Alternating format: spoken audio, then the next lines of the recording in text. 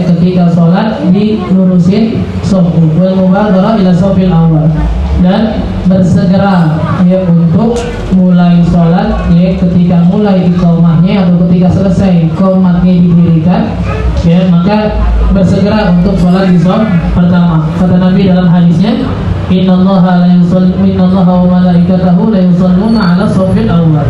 Allah subhanahu wa ta'ala dan para malaikatnya itu senantiasa bersolawat kepada orang-orang yang sholat di shaf pertama. Yang kali-kali juga kita bilang kalau seandainya shaf pertama itu yang paling berhak orang-orang yang udah dewasa, orang-orang yang lebih dewasa yang emang sholatnya udah wajib, bahkan di belakang imam orang-orang yang memang ngerti sholat kalau seandainya imamnya batal dan harus digantikan. Tapi ketika anak-anak kecil itu sudah berhasil menempati shaf pertama, nggak boleh dan haram hukumnya buat orang tua ngegeser tuh. Nggak boleh orang tua bilang munduran, anak kecil belakang, anak kecil di shaf yang ketiga, keempat, nggak boleh, haram hukumnya. Makanya kalau mau kita duduk di shaf pertama, datangnya sebelum anak kecil. Atau kalau kita punya anak kecil, kita memang ajarin dari rumah. Kalau yang orang tuanya udah selesai pada maju, baru nanti anak kecilnya ikut diri di belakang. Wajahrul imam, dan juga imam diusahakan untuk mengangkat suaranya ketika takbir atau ihram dan takbir semuanya pergerakan dari rukun ke rukun yang lainnya serta salam. Yang kemarin kita bilang kalau perempuan masih tetap nggak harus mengangkat suaranya, harus. Permasalahan perempuan itu bukan masalah angkat suara enggaknya, tetap yang angkat suara sebatas makmumnya yang pada dengar. Tapi yang jadi perhatian adalah ketika atau agar suara perempuan itu tidak ketahuan masalah liriknya yang diatur. Di mana posisi imamnya yang di tengah-tengah, para jamaahnya itu sendiri cuma agak maju sedikit. Kalaupun ada laki-laki yang lewat, nantinya nggak tahu siapa yang jadi imam karena udah disaruin dari posisinya. Biar juga kemarin kita bahas beberapa hal-hal yang dimakruhkan ketika sholat berjamaah, sampai terakhir kita bilang kemarin yang dimakruhkan ketika berjamaah adalah sholat sendirian terputus dari shaf yang di depan. Kalau ada shaf pertama, kedua, ketiga, keempat, ini ada shafnya semuanya nih, kita sholat sendirian di belakang, itu makruh. Kecuali kita tahu tadi pas kita wudhu masih ada 2 orang 3 orang nih yang bakal sholat jamaah, kita sholat sendiri di belakang nggak apa-apa karena nanti mereka bakal nyusul. Tapi kalau kita tahu nggak ada lagi yang bakal datang kecuali kita sendirian, kemarin kita bilang apa? Disunahkan buat narik orang yang ada di depannya dengan syarat pertama takbir dulu baru narik, yang kedua orang yang kita tarik kita yakinin paham masalah tarik menariknya. Kalau nggak paham Ustaz, nggak usah narik, mendingan makruh daripada sholat orang jadi batal. Jadi nggak paham, dipaksa ditarik, mundur kagak berantem, nanti jangan bilang. Udah nggak usah narik, sholat sendiri. Tapi kalau emang kita yakin orang majlisnya, anak-anak majlis masa dia nggak paham, prasangka tidak ada kemungkinan dia paham sholat takbir di belakangnya, posisi agak dekat ke badannya, habis takbir kita baru kasih isyarat tuh dicolek pundaknya atau agak tarik sedikit. Orang yang jadi makmum juga paham. Kalau dia lagi jadi makmum dicolek orang, bukan disuruh jadi imam. Tadi colek ditakbir kencang lagi, dicolek dikira jadi imam takbir kencang, Allahu Akbar, ya enggak ada imamnya. Maksudnya biar mundur. Kecuali dia sholatnya sendiri baru kemungkinan itu isyarat biar jadi imam, jangan malah mundur. Kembali kita urusan nih, sholat sendiri orang colek dia mundur, maunya mundur juga kan. Sebenarnya kalau sholat sendiri dicolek kemungkinan jadi imam. Kalau dia sholat jamaah, sholat sendirian di belakang, kemungkinan biar mundur. Kalau bikul muwafiqil fadilah dan kaidah paling dasar hal-hal yang dimakruhkan apa sih? Yaitu hal-hal yang bertentangan dengan sunnah itu biasanya menjadikan hukumnya jadi makruh dan menghilangkan pahala sunnah dalam hal tersebut. Kita sunnah sholat shafnya lurus, ketika shafnya nggak lurus, pahala jamaah kita berkurang tuh. Nilai sunnah dari shafnya itu berkurang, jadi nggak dapat pahala sunnah sholatnya tadi itu sholat berjamaah dalam sisi shafnya. Kita ruku itu wajibnya tumanina. Ketika dia nggak tumanina, ketika dia cuma tumanina nggak baca subhanallah rabbil azim wa bihamdi, sujudnya atau rukunya sah. tapi pahalanya berkurang. Dan rukunya akan makruh. Kenapa? Karena nggak melafazkan hal-hal yang disunnahkan. Nah, sekarang kita masuk yang orang kita bilang nih, di sini dikatakan bab sholatul musafir, ya, tata cara sholat orang yang berpergian. Ya, tata cara orang yang berpergian sholatnya gimana? Kalau dari segi rukun-rukunnya sama.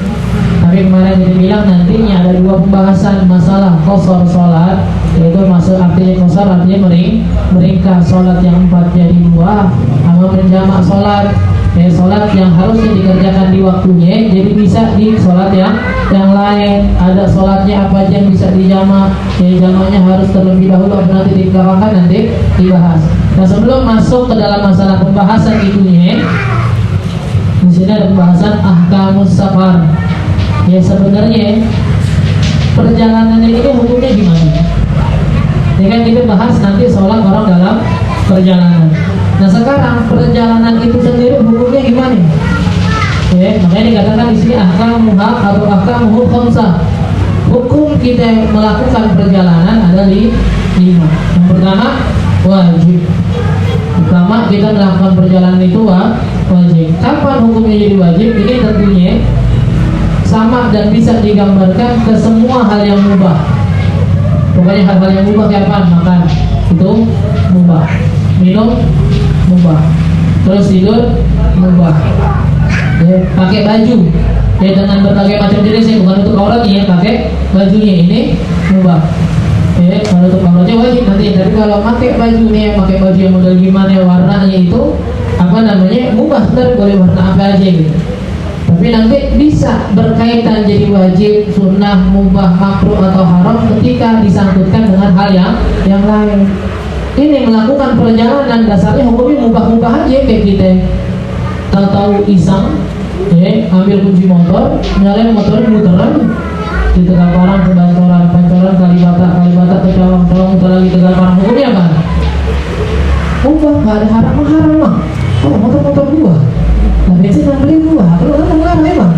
Kecuali gua jalan nabrakin orang, ya, harus beda. Tapi kalau perjalanan itu hukumnya mubah, tapi dikaitkan dengan hal yang lain baru bisa berbeda nanti. Makanya dibilang di antara salah satu hukumnya wajib. Seperti apaan? Seperti melakukan perjalanan untuk haji dan umroh. Haji sebenarnya yang wajib apa?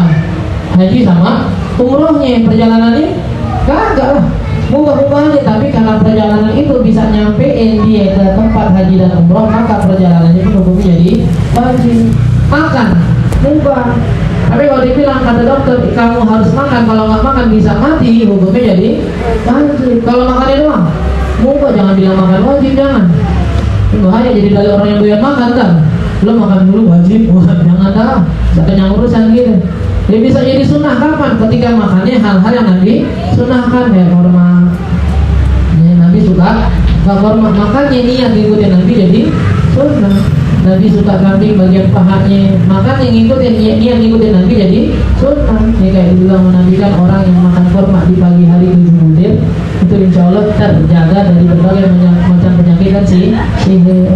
Kormanya apaan? Korma ajwa kalau bisa. Kalau nggak bisa, apa yang sudah? Korma ajwa terlalu mahal buat kita urusan nikahnya. Dan kita juga kali suruh beli korma 400.000 sekilo, jangan beli bedak.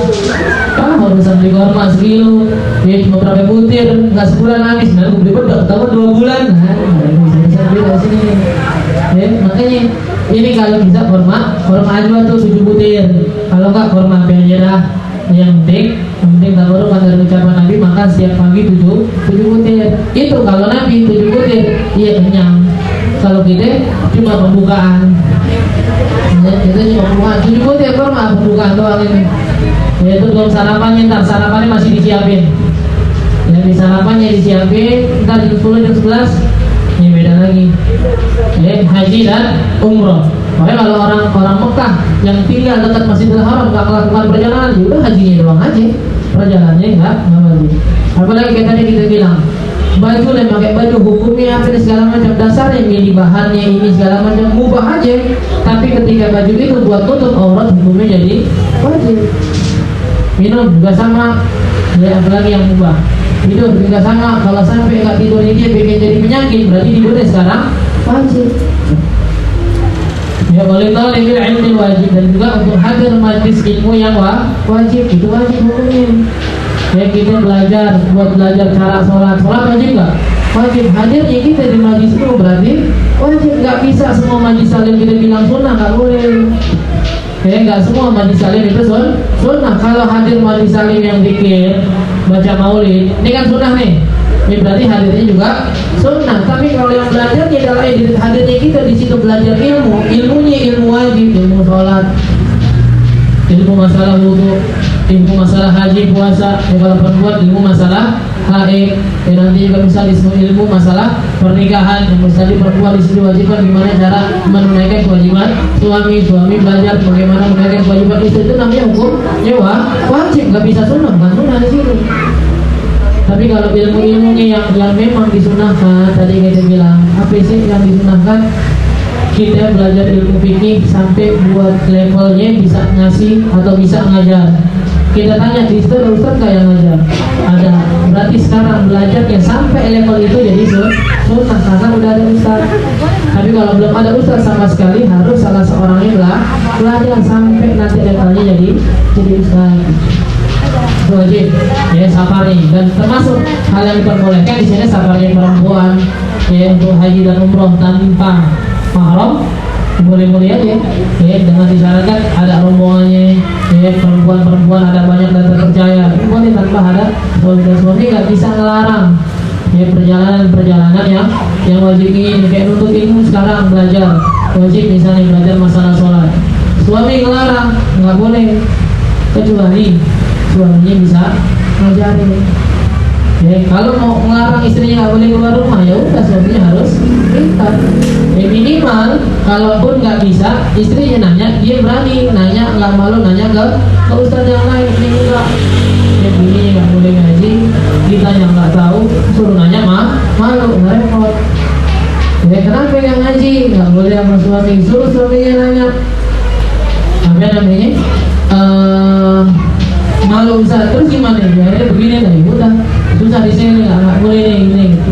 Wasunnah, ya sunnah hukumnya kapan? Kasafar li ziyaratin Nabi. Sunnah hukumnya melakukan perjalanan untuk ziarah kena Nabi. Karena hukum ziarah sunnah. Hukum ziarah siapapun itu, orang tua, ya para ulama, para ulia, Nabi hukumnya sunnah. Maka perjalanannya pun hukumnya sunnah. Wa mubah, ya. Apa namanya, perjalanan yang mubah. Kita bilang kayak perjalanan biasa, nggak ada tujuan di dalamnya, hukumnya mubah. Wa makruh, ya makruh hukumnya kapan? Ketika melakukan perjalanan untuk berdagang. Ya apa yang didagangin? Cuma perlengkapan mayat. Nih harus sih hukum dasarnya, dokter sama ini nih, apa namanya ini, orang-orang yang jual kain kafan dan perlengkapan mayatnya kalau bisa usahanya nggak cuma itu doang, itu makruh katanya. Kenapa makruhnya? Kalau dokter kayaknya ngarepin orang sakit mulu, dokter masih mending ngarepin orang sakit. Tapi kalau orang yang jual kain kafan, sama aja kayak ustaz tahlil kan. Kerjaannya apa yang nungguin tahlilan doang, nggak mati. Ya, apa ini kerjaannya, apa ini dagang apa? Ada punya usaha Ustaz. Ya, kalau bisa itu punya usaha, apa usahanya jualin kayak kapan lakunya kapan? Ya makanya jangan doa dia mati Allah, dia mati Allah, dia mati Allah. Jangan. Ya makruh hukumnya karena secara nggak langsung biar hidupnya berjalan, ada pemasukan, berarti dia ngadepin orang mati. Nah belinya itu juga, belinya kita misalnya belinya kemana, ke pasar online segala macam, itu perjalanannya juga makruh kalau memang dasarnya cuma jual belinya itu doang. Ya wa ka'alatil lahwi wal 'abdu ghairul muharram. Ya, dan perjalanan yang di dalamnya jual beli alat-alat yang membuat orang lalai, yaitu hukumnya juga makruh. Wa haram, dan haram hukumnya apa? Kasafar tijarah al-muharramah, seperti seseorang melakukan perjalanan di jual beli alat-alat yang diharamkan sama Allah, ini juga hukumnya haram. Nggak usah nunggu beli narkobanya, nggak usah nunggu beli minuman kerasnya, nggak usah nunggu beli hal-hal yang diharamkan, nggak usah belinya di mana, Surabaya. Oh tak, berarti pas nyampe Surabaya pas beli baru haram. Enggak, kalau tujuannya emang buat beli hal-hal yang diharam baru keluar dari rumah, dosanya udah kehitung berarti. Ya kalau tujuannya maksiat dari mulai keluar rumah udah kehitung dosanya, nggak harus nunggu maksiat itu dulu, karena memang perjalanannya itu buat bikin ya maksiat. Termasuk di sini saya kasafari zaujah min ghairi idni zaujiha, seperti melakukan perjalanannya seorang perempuan tanpa izin dari suami. Itu termasuk perjalanan hukum-hukumnya yang dari wajib, makruh, mubah, sunnah sama haram. Dan baru masuk di sini kita bilang qasrus shalah, masalah qasar tentang salat. Apa dalilnya? Kata Allah Subhanahu wa taala dalam Al-Qur'an, wa idza darabtum fil ardi falaysa 'alaikum junahun an taqsuru minas shalah. Kata Allah, kalau kalian melakukan perjalanan maka enggak salah, kata Allah, kalau kalian mengqasar salat kalian. Walaysa 'alaikum junah, jangan takut itu jadi kesalahan atau kecacatan ketika kalian melakukan sholat itu dengan cara diqasar. Nah sekarang kadang-kadang orang nanya, ini jadi baik nih kita sholat sebenarnya kalau lagi perjalanan qasar atau tetap 4. Ini ada orang-orang yang nggak mau qasar sama sekali, ada orang yang qasar ada otaknya. Ya, gimana jadi ini? Ya, kata beliau, qasar tetap lebih afdal dalam 4 keadaan. 1, kalau jaraknya udah lebih dari 123 km. Itu qasarnya bahkan diambil Imam Abu Hanifah hukumnya wajib. Makanya kita lebih afdal. Kenapa? Karena di madzhab ada yang bilang wajib. 123 km. Bandung kali ya. Bilang orang Bandung ke Bandung nih afdalnya qasar. Terus apaan? Wa idza wajada fi nafsihi karahiyatul qasar. Kapan lagi afdalnya qasar? Kalau seandainya dalam hati itu merasa jengah kalau sholat 2 rakaat. Sholat 2 rakaat malas banget, kayak orang malas, kayak orang gini malas, sholat 2 rakaat kayak orang malas, pokoknya enggak itu wajib. Kepentingan dia kok qasar, biar menghilangkan benci dalam syariat. Dengan tadi dia ngerasa benci dengan syariat Allah kan tadi, karena ada sholat qasar 2 rakaat. Nah di sini paksain buat sholat 2 rakaat qasar, biar apa? Biar hilang tuh penyakitnya benci terhadap syariat Allah. Atau kalau dia ragu, emang benar dalil qasar itu ada. Biar dikasih tahu nih sama gurunya nih, udah belajar padahal cuma hatinya masih ragu karena dengar bisikan orang nggak ada sholat 2 rakaat meskipun dalam perjalanan, paksain buat sholat. Makanya kita bilang buat menghilangkan rasa was-was dalam diri.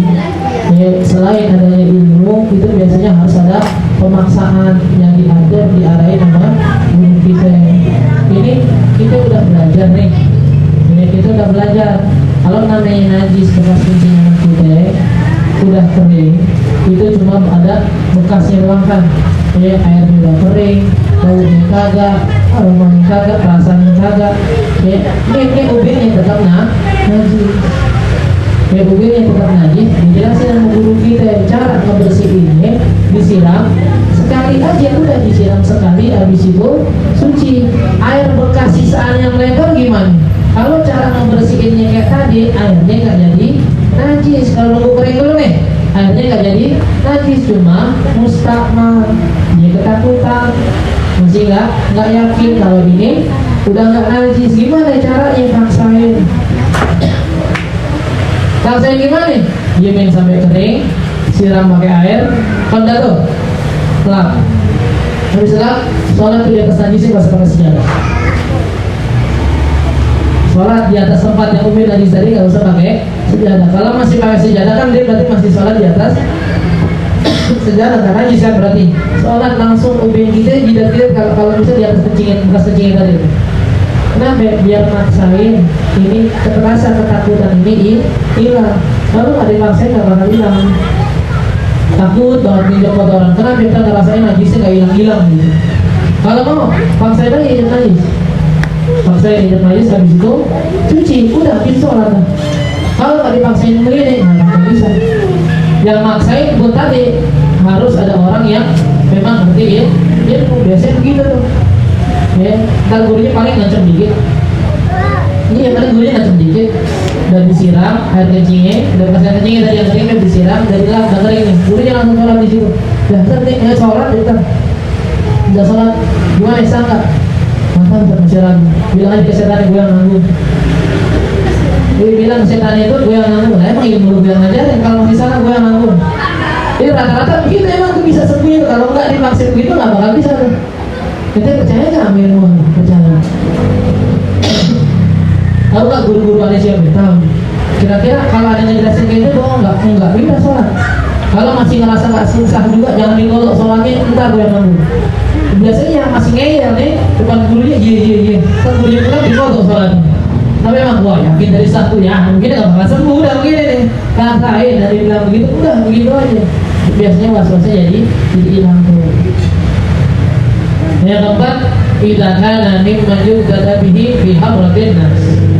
Ya, nah tadi sesuatu afdal kapan? Di antaranya kalau di atasnya jaraknya udah di atas 123 km. Yang kedua kapan? Kalau dia punya rasa ragu dan benci terhadap sholat kosong. Yang ketiga kapan? Kalau seandainya dia jadi orang yang dicontoh. Kita ini kalau jadi orang-orang yang dicontoh, jadi panutan orang, jadi bahan panutan orang, kadang-kadang ibadah kita tunjukin lebih afdal daripada kita sembunyiin. Sholat qabliyah, sholat ba'diyah, ini afdalnya di mana? Di rumah. Ya, sholat qabliyah ba'diyah afdalnya di rumah. Kecuali kalau lagi sholat tarawih ya, jangan pulang dulu habis sholat isya, repot urusan itu. Sholat isya pulang dulu, nah memang ba'diyah dulu di rumah, afdal di rumah, jangan. Ambilan orang kan tempat gitu. Ya kalau seandainya sholat biasa nih, zuhur, asar, maghrib, kayak gitu yang laki misalnya sholat di masjid, afdal qabliyah ba'diyah di mana? Di rumah. Tapi kalau buat ustadz yang memang jadi contoh, afdalnya di masjid. Kalau nantinya ustadz yang sholat qabliyah ba'diyah yang di rumah, orang ikutin nggak sholat. Ustadz yang mungkin tetap sholat di rumah, tapi yang lain kalau nyampe rumah udah beda urusan, udah malas. Ya makanya ustadz di situ. Kalau orang ditanya kenapa kamu nggak sholat qabliyah ba'diyah, ya ustadz yang nggak sholat tidak lagi. Ya sedekah kadang-kadang perlu diumumin. Ya ini emang masuknya maulid hari Jumat, tapi namanya sedekah ustadz bulan misal 100.000. Nah memang buat contoh. Masalah ikhlas gak ikhlas urusan hati ustadznya dah. Makanya kalau bisa tetap bagi ustadz. Jadi semua kita orang tua nih, bahkan termasuk orang tua, termasuk orang-orang yang dicontoh buat siapa minimal buat anak-anaknya. Ya gimana di depan anak-anaknya tetap tuh sholat qabliyah ba'diyah 2 rakaat. Nanti anak-anaknya nggak ngeliat sholat lagi, nanti urusan kita mau dan kadang contoh kampanye juga kayak kita yang ikut grup seringan ya, one day one juz tuh. Jadi kalau kita kayaknya bisa kali one juz, itu one week one juz kali ya, seminggu 1 juz kali, sehari sejuz, masya Allah, sebulan hatam ini bisa bikin hataman dulu tiap bulan di rumah. Ya one week one juz seminggu 1 juz, itu yang dicongkreng di grup, itu bacaan biar orang lihat aja. Bentar kita ada bacaan sendiri. Ya sehari misalnya bikin grup berhari baca 5 halaman. Yang dicongkreng paling enggak lebihin 1 halaman, 2 halaman. Buat apaan? Buat bacaan kita yang tahu ibadah kita antara kita mah. Sedekah mah sedekah orang lihat. Ntar urusan enggak orang enggak lihat mah beda lagi gimana kayak caranya kita pikirin. Itu aja begitu. Ya bukan berarti ketika kita harus menunjukin ke manusia enggak punya juga amal ibadah antara kita sama Allah. Tapi bukan juga harus numputin semua sampai orang nggak bisa jawab. Ya, wasyurutul qasar, nah ini saja baru nih. Ya, masuk syarat-syarat sholat qasar yang pertama, ya antakuna sholatul rubaiyatan minal maktubat. Ya, yang pertama adalah sholatnya itu harus ya sholat yang 4 rakaat, itu pun sholat wajib. Ya, misal ada orang yang ngamalin sholat duha 4 rakaat nih, lagi berjalan nggak bisa sholat duha di kosor. Ya atau ada orang-orang yang sholat tarawih langsung 4-4-3 kan, ya kayak formasi bola nih 4-4-3. Ya gampang lagi perjalanan nih, boleh nggak dikosor? Nggak bisa juga. Yang bisa dikosor cuma sholat wajib. Sholat wajibnya yang mana? Yang rubaiyah, yang sholatnya 4 rakaat, wahiyah zuhur wal asar wal isya. Ya zuhur dan asar dan isya. Nggak bisa sholat maghrib dikosor. apalagi sholat subuh. Nggak jadi subuh, jadi witir, jadi satu rakaat. Ya nggak bisa sholat duha, sholat subuh, sholat zuhur di sholat subuh, sholat maghrib di kosor, karena memang dari nabinya syariatnya yang bisa dikosor cuma sholat yang 4 rakaat. Yang kedua, qasada mawdi'an muayyanan walau bil jihah. Orang yang mau sholat qasar, yang boleh sholat qasar itu yang melakukan perjalanan tapi arahnya jelas. Ini nggak berlaku buat orang-orang galau yang jalan-jalan berarti. Ya, sholat qasarnya nggak berlaku buat orang-orang yang galau, yang lagi gabut. Jalan dia kemana? Jalan aja dulu. Ya, jalan aja dulu. Tak kemana kan nyampe. Tahu-tahu dia nyampe Semarang. Udah nyampe Semarang pengen qasar, nggak boleh, itu nggak bisa. Naik motor, tahu-tahu nyampe Bandung. Qasar nyampe Bandung, qasar nggak bisa. Nah memang karena dari awal perjalanan nggak punya tujuan. Tapi kalau kita bilang mau ke Bandungnya mana? Nggak harus, yang penting nggak ada arah ke Bandung. Mau ke Lembang kek, mau ke Setiabudi kek, mau kemana kek, terserah lu. Mau di hotel mana, nggak harus, syaratnya harus gitu dulu tuh. Ya mau kosor harus dulu arahnya, kotanya, alamatnya, hotelnya, berapa malamnya. Ilah. Jadi hotel berjalan ini mau kosor berjalan berdua, lengkap banget tanya. Ya kan udah, yang penting ada arahnya. Bahkan enggak mau ke arah timur, kita mau nyampe Jawa Timur deh, mau nyampe Jawa Tengah, itu kan arah timur dari Jakarta boleh, yang penting ada arahnya. Fala yaksurul hakim alladzi la ya'rifu maqsidah. Makanya di sini maka nggak boleh mengqasar sholat orang-orang yang nggak jelas mau jalan kemana. Nggak jelas mau jalan kemana. Kalau naik kereta mungkin masih ada arahnya karena ada stasiunnya kan. Mau kemana? Semarang, mau kemana? Mau ke Solo, mau kemana? Mau ke Jogja, masih ada arahnya. Meskipun kan di tengah-tengah diturun di mana kayak, yang penting masih ada arah. Tapi kalau mobil, motor yang kita bawa sendiri nggak pakai arah, jalan aja ngeliatin papan. Kok Bandung sama jalan, kita dari Bandung ke lagi Bogor dan segala macam, nggak bisa karena nggak ada arahnya, nggak ada tujuannya. Wa yakuna safaruhu mubahan, ya laisa bimaksiyah. Dan sholat qasar itu bisa, perjalanan itu boleh kita mengqasar sholat kapan? Kalau perjalanan itu perjalanan yang mubah minimal, laisa maksiyah, bukan maksiat. Kalau tadi kita bilang kalau tujuannya udah buat maksiat, mau kata nyampe ratusan kilometer, maka nggak boleh qasar. Ya kharaja bihi idza kana fala yadur idza kana safarun makruhan. Kalau safarnya makruh nggak apa-apa, yang nggak boleh yang haram.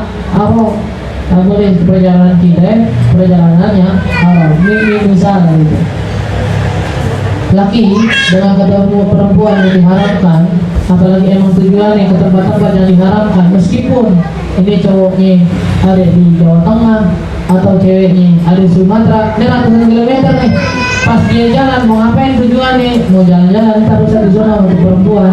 Atau perempuannya kembali mau jalan-jalan sama laki yang tadi. Nanti dari perjalanan nggak boleh qasar, karena selalu pasti itu di dalam kaidah kita, keringanan dalam agama itu ya biasanya diberikan dalam hal darurat atau minimal dalam keadaan taat, nggak boleh dalam keadaan maksiat. Wa qala safar li ghardin sahih, dan tujuannya juga benar, kayak bekat tijarah. Nah ini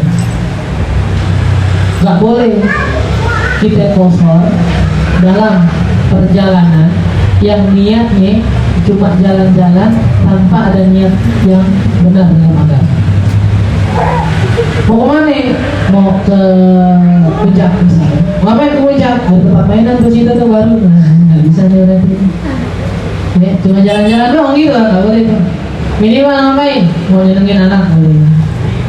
Minimal banget, minimal ini juga sebenarnya apa namanya, niat kadang ada gitu. Mau jalan-jalan kemana? Ke Bandung ngapain? Mau tafakur, masih sebenarnya bohong gitu tafakur. Nggak ada niat tafakur itu, bohong udah. Ada orang baru jalan-jalan niat tafakur lah, nggak percaya gua. Dari daerah, itu kan jalan naik, mau naik gunung ngapain tafakur, bohong udah, lu bohong udah itu. Bilang mau jalan-jalan, mau foto ntar di atas udah kelar, jadi bilangnya tafakur udah. Apa urusan tafakurnya? Pulang niat, pulang. Kita kalau namanya tafakur, ke atas gunung tafakur nih, percaya nih Allah Maha Esa, Maha Indah, Maha Kuasa menciptakan gunung segini besarnya gitu. Harusnya kalau memang benar tafakur, pulang imannya makin kuat. imannya makin kencang. Lah pulang dari jalan-jalan duit habis otak runcing ya, Kalimantan gak kuat sih lu sih. Ya kalau pulang jalan-jalan duit habis malah ngamuk ya, nggak usah ngomongin iman, tak kabur lagi. Udah nggak usah kata-kata udah. Ya niat paling gampang ya udah itu sebenarnya tidak ada sebenarnya apa paling gampang udah gitu. Harus ada niat kita. Kalau sampai jalan-jalan keluar niat apa? Silaturahmi udah berarti. Ya, apa namanya kalau ketemu teman di sana ya, silaturahmi tadi berarti gitu. Harus ada niat kayaknya tuh kalau cuma benar-benar murni pengen ke tempat itu, pengen apa? Pengen nyobain aja, nggak bisa berarti. Nggak boleh jadi sholat meskipun dasarnya puncak juga ya belum masuk sebenarnya gitu.